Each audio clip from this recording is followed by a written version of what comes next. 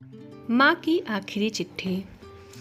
रवि हमेशा से एक महत्वाकांक्षी लड़का था।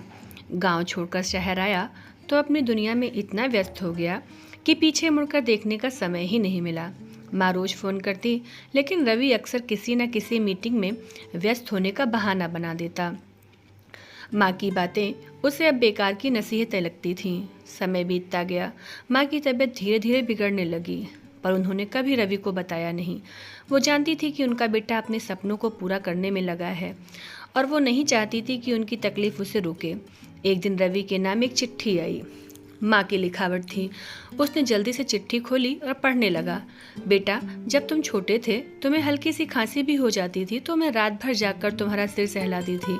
जब तुम्हें स्कूल में पहली बार हार मिली थी तो मैंने तुम्हें समझाया था कि हार ही जीत की पहली सीढ़ी होती है।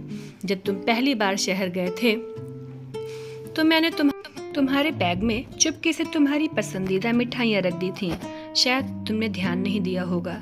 आज भी तुम्हें कुछ नहीं बताना चाहती थी, पर अब वक्त कम बचा है। शायद अब मैं तुम्हारे अगले फ़ोन कॉल का इंतज़ार न कर सकूं।